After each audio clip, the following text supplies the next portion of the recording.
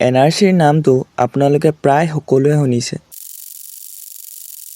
এইটো আজিৰ দিনত অসমৰ এটা ডাঙৰ কন্ট্ৰভাৰ্চিয়েল চৰ্চা হৈ পৰিছে। আপোনালোকে জানেনে NRC আচলতে কি? কেনেকৈ এইটো অসমৰ ডাঙৰ ইস্যু হৈ পৰিছে আৰু ইয়াক লৈ আচলতে কি ঘটিছে জানো আহক। NRCৰ ফুল ফৰ্ম হৈছে নেশ্যনেল ৰেজিষ্টাৰ অফ চিটিজেনছ, মানে এটা অফিচিয়েল লিষ্ট য'ত দেশৰ লিগেল নাগৰিকৰ নাম থাকে। ভাৰতত প্ৰথম NRC 1951 চনত তৈয়াৰ কৰা হৈছিল, কিন্তু অসমত এইটো বেছি গুৰুত্বপূৰ্ণ হৈ পৰে কাৰণ অসমত বহু বছৰ ধৰি ইলিগেল মাইগ্ৰেশ্যনক লৈ চিন্তা হৈ আছিল।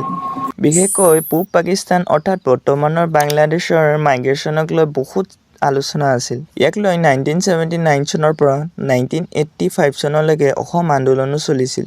ষ্টুডেণ্ট লিডাৰ আৰু অসমবাসীৰ ডিমাণ্ড আছিল যে যিসকল ইলিগেল ফৰেনাৰ্ছ আছে সেইসকলক চিনাক্ত কৰক আৰু ভোটৰ লিষ্টৰ পৰা নাম কাটিবলৈ আন্দোলন চলিছিল। তাৰপিছত 1985 চনত অসম চুক্তি স্বাক্ষৰিত হয়।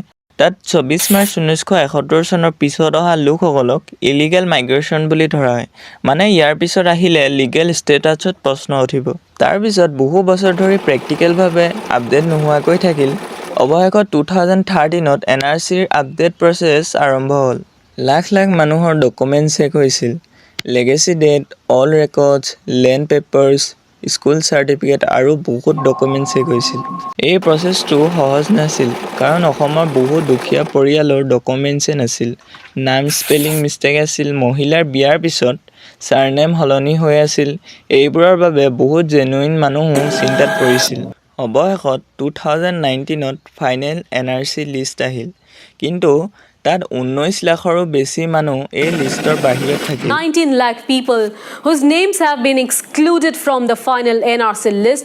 এইটোৰ লগতে এটা ডাঙৰ কণ্ট্ৰভাৰ্চি হ'ল, কাৰণ কোনোৱে কৈছিল বহুত জেনুইন চিটিজেনছৰ নাম কাট খাইছে আৰু ফৰেনাৰ্ছৰ নাম অন্তৰ্ভুক্ত হৈছে। NRCৰ ফাইনেল লিষ্ট আহিল যদিও ইছ্যু শুদ্ধভাৱে শেষ নহ'ল।